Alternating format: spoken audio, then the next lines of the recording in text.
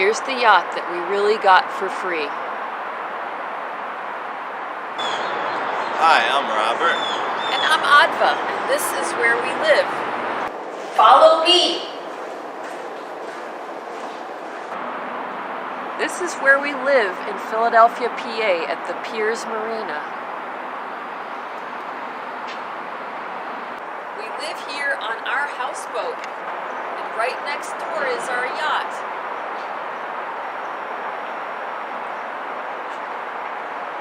A remarkable thing happened to us. This yacht just came to us, and I want to share this story with you.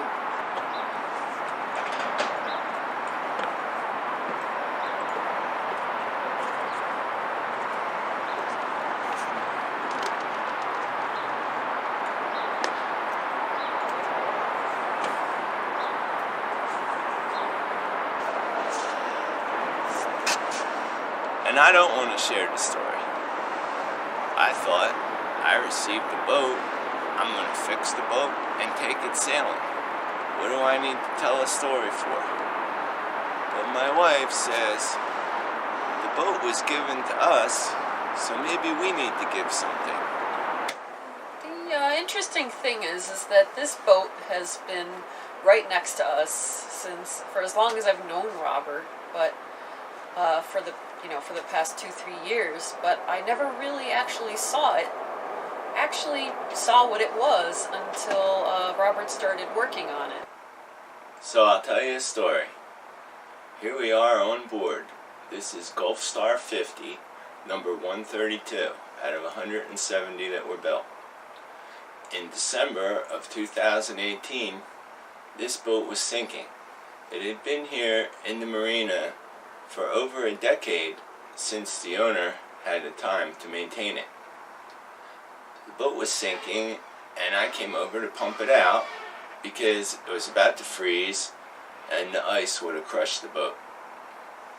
I didn't know the owner at the time, but I found his name and address inside, and I sent him a note telling him that I came on his boat and pumped it out, and that was the end of it. So Robert was telling me how he really just tried to save it from sinking, and he wasn't really expecting to get this boat. It was just something that he was trying to do because it was something that he valued, and so it was just a real surprise that the man just wanted Robert to have it.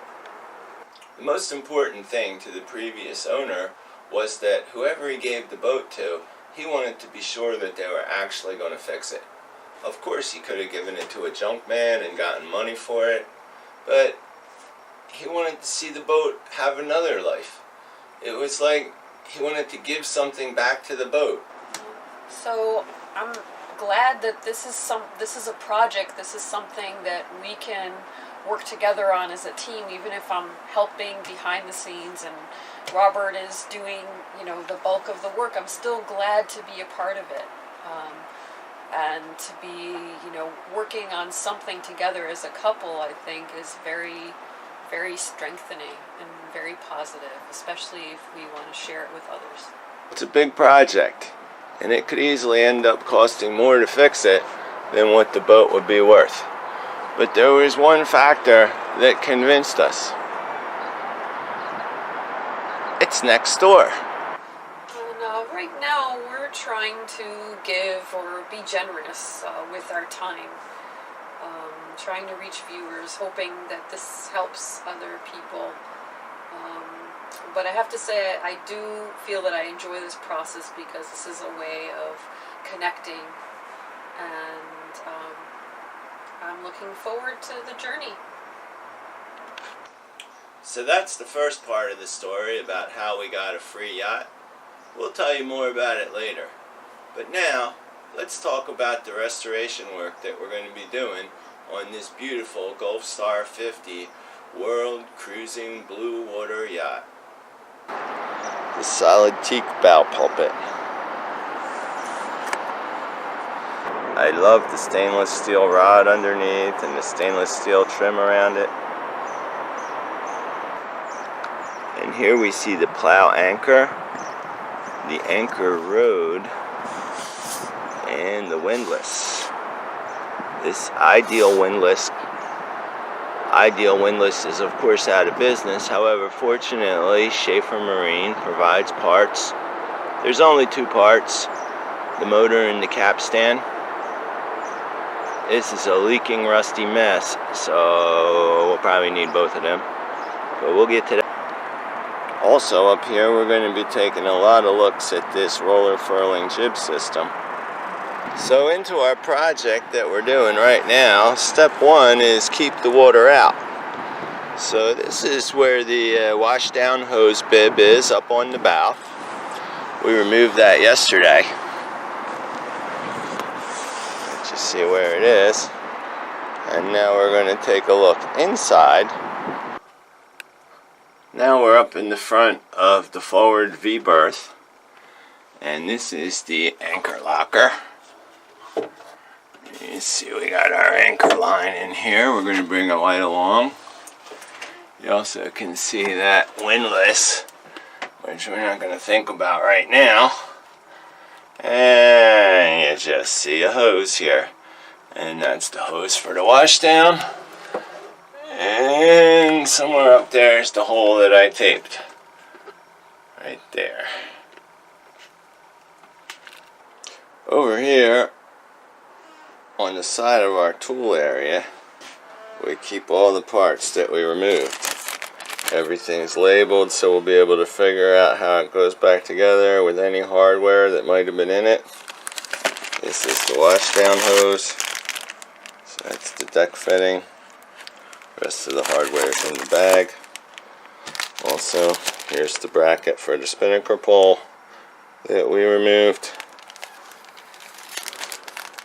So it's in perfect condition. And I made a couple decisions. The first decision is that we're going to take a good look at the backing plate underneath this gigantic piece of stainless steel that holds our headstay. There's rust and there's signs that it's been leaking from here. And it's not an area where we could particularly take any chances. Because if it were to break, the mast would fall down and the whole boat would be destroyed.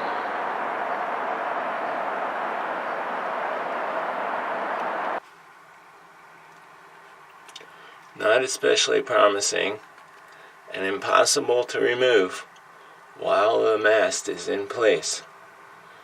So first thing we got to do is get a good look at it, and I can't quite reach it to see. So this is the job. Along our newly polyurethane, sanded, refinished, gorgeous teak rail, we're going to be going around here sealing each one of these leaking deck fittings. These stanchions appear to not be leaking. This waste receptacle clearly is leaking. All of our shroud anchors are leaking. We're going to have to take apart a little more to see if that spin pole bracket is leaking. Again, most of these water plates are leaking. We look pretty good with the deck cleats. Haven't seen any sign of leaking. There may be a little water seeping in along the rail. We're going to put a nice brown caulk on there. This stanchion here definitely is a leaker. I think somebody must have pulled on it climbing into the boat. And we have 3 more shroud anchors here, also leaking. Radio antenna probably leaking. The jib sheet block definitely leaking, or spinnaker block, sorry about that. This is the propane tank compartment. Yeah, it's a mess. We cleaned it out quite a bit. They're 10-pound aluminum tanks We're going to have to get them revalved and recertified. This hatch here, I don't know what they did to it. It's no good. Here's our davits. They were not properly installed. And we're going to take a look inside and see the problem. So the problem is pretty obvious. Water's leaking and the backing plates are rotted out. We're inside the transom rope locker right now. That's our Coast Guard number. Net weight 29,000 pounds. That's not loaded. And there's the second plate for the davit.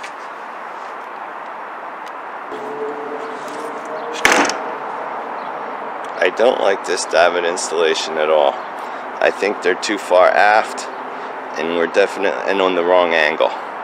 We're definitely going to be removing them and putting them back on a little better.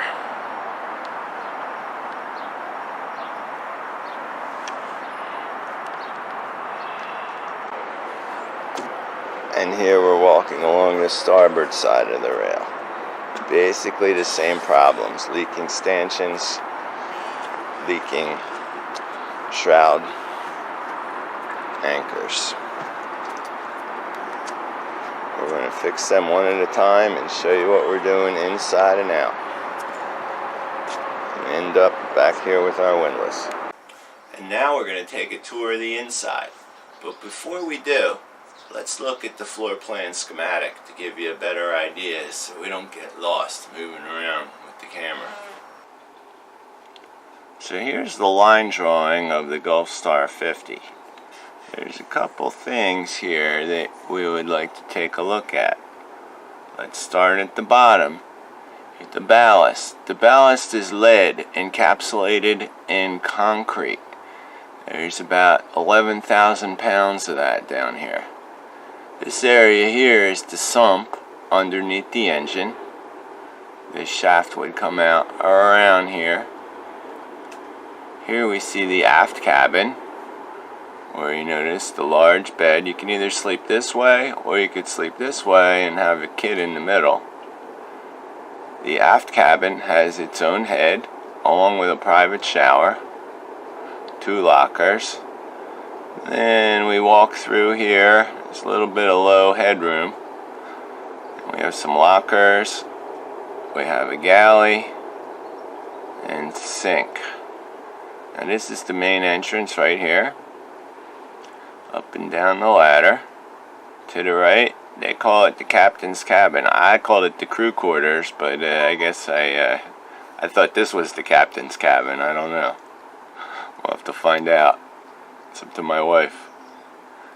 And up here we have this convertible bunk bed or sofa, our large dinette and table. It's all been removed. This is your forward head and forward V-berth cabin. We're starting in the aft cabin with its private head. The great thing about this particular head is the stand-up walk-in shower with the teak slat floor. Also, the original flooring is in perfect condition in here. Too bad it's not like that anywhere else. We have an old style pump head. We don't know the condition, vanity. We know that our shroud anchors are located, 2 of the mizzen shroud anchors are located in here, and this area was leaking very badly. You see everything's been torn out. It's pretty much all garbage except for the forward cover doors here that are in pretty good shape. Now we're going to turn around and come into the aft cabin.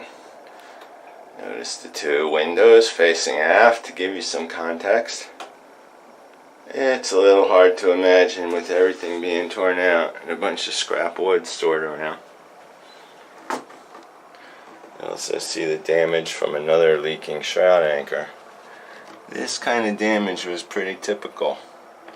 This wood I took out with my fingers. Another area of concern is the rudder shaft. This looks like a pretty solid job. I don't think we have much to worry about here. Here's the gear, chain, and motor for the self-steering gear. This was partially submerged. There's a good chance it might still be good. However, I need to learn about modern marine electronics before I could say whether we could use this or not. We see leaking shroud anchors.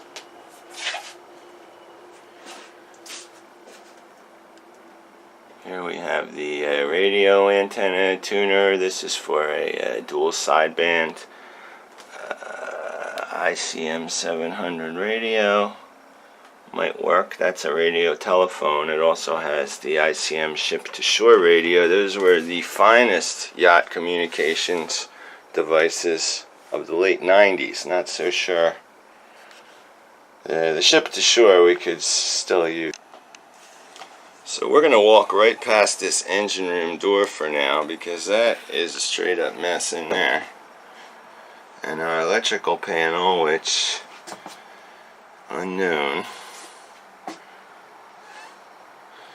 Here's the first cold box in the galley. You can see it has the cold plates in here. There's a refrigeration system. We're sure that's not operable.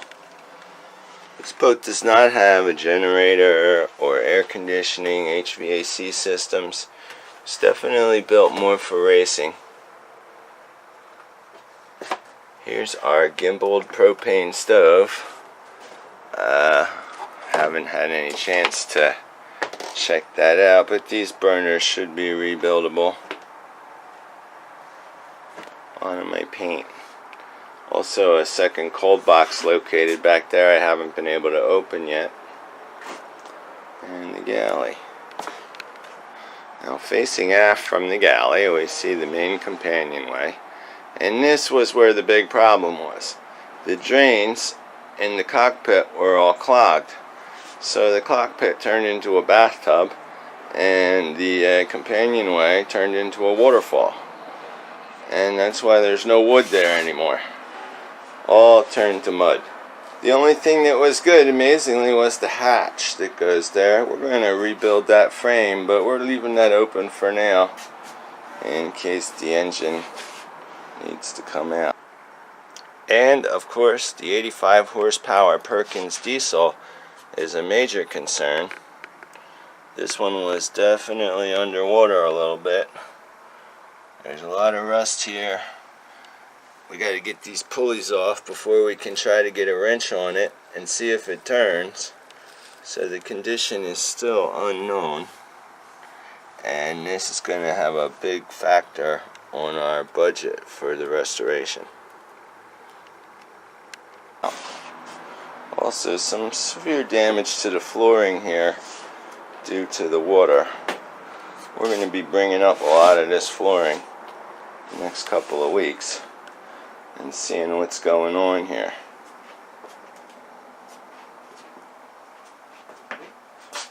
Now, this is where our V-berth will be. We have all these parts. The covers look like they really need to be cleaned, the cushions scrubbed, and we'll get to that.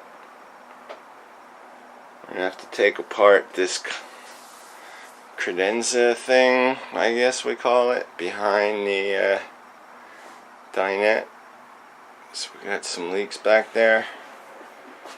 Might have to get this clock serviced. Ship's clock, lovely brass.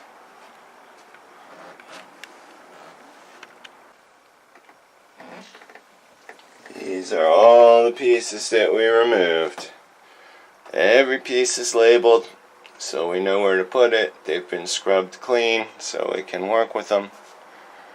Shouldn't be too hard to put back together. And again, we're looking in the forward V bunks. Also quite a bit of storage of drawers, pieces that were removed. This is the locker in the V-berth cabin. Another locker. Well, this locker is particularly interesting because it's also the place where they keep the emergency hand pump. You might want to give that a try someday, but I sure hope we never need it. Now the bunk beds over here have been converted into my workbench. In this mess we have every nut and bolt that was removed here, either in a container or a bag that's labeled. We have some power tools, some hand tools, a bunch of sanding stuff that we've been using, a bunch of stuff that was on the boat, some manuals and winch handles and such. More tools. Underneath we have cleaning supplies, the Dremel tools, which we'll be bringing out soon, the safety nets, which we removed and are going to have to replace, and some lubricants, extra parts, etc. Now we're just going to move right back through, coming back around to where we have, give you your spot. This is the navigation area. It's done pretty well, fortunately. We have no idea if anything works here. Hopefully this radar will work, and hopefully that radio will work. Not too concerned about the Loran or the cassette player. And this is their captain's crew quarters. Underneath here you have space for 3 humongous batteries. Now, that's a long story, batteries. We did get one of them to hold a charge, and I got 2 car batteries that are holding charges. So we will have enough of a battery system to try to see what's going on with our electric. And here's the head in the cabin, captain's cabin. Major leaks in here because the stanchion, the main stanchion of where the entrance, the opening in the rail, somebody must have pulled on that coming onto the boat and tore that up. Keep that in mind. Tell your crew and guests, don't pull on that stanchion. And in here we have electrical tools, basically electrical tools and mechanical tools. Got some new wheel pullers we're going to try to use to get those pulleys off the motor. And that's it. That's the inside. There's a whole lot of them. I don't even know if I should say them all here, but I guess, you know, I'm doing this because this is one thing we can do together. This is something Robert's interested in, therefore he's willing to do it with me. Been so many things I wanted to do with him together that he's just not interested in because he doesn't care about what I actually like or want. I guess the other issues I have are that I don't know how to sail, and I'm having serious issues learning how to sail because of some things happened early on in our relationship. And he was screaming at me, and didn't do well in a race, and it wasn't just that, the whole trip he was insulting me, and all of that is coming back to me as we're working on this. So there's really very little incentive for me to be interested in this. I mean, I'm trying. The incentive is that this is something we can work on as a group, but none of it actually has to do with anything I want to do or I'm interested in. And I'm just more like a servant that's following orders, and I have to follow orders because I don't know how it works, but there's I don't have any confidence in this. Like if I've worked on a art project, I'd be able to contribute more, but it's all Robert's ideas, Robert's films, what Robert wants to do. And at the same time, it's always supposed to be about how Robert's so giving and all this stuff. And yeah, I think I'm just completely exhausted. I'm trying to work my work schedule in. I barely ate. I'm not exercising. I'm just trying to get this video done so that we can help do something, do some good to help. And I guess that's all I have to say. I'm worried that I'm the only person that knows how to do this. My wife, friends that I want to take sailing, nobody's ever even been on a boat before. And I've never actually been on a boat that was this big. So I'm learning and trying to teach a bunch of people at the same time.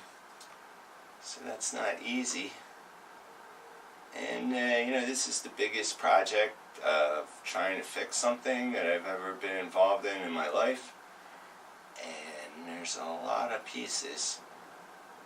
And there's going to be time pressures and money pressures and work pressures of trying to get it done all at the same time. But I think that it could be worthwhile if we're able to take people out sailing and, you know, have fun with it. This boat, it could go anywhere in the world. It could be a great thing. Or it could just be, you know, maybe I just yell at everybody and they get mad and that's it. It'll just be me sailing. So now you know a little bit about our boat and a little bit about our story. The interesting thing about this story is nobody knows how it's going to end. So tune in and see more, and we're going to share it with you.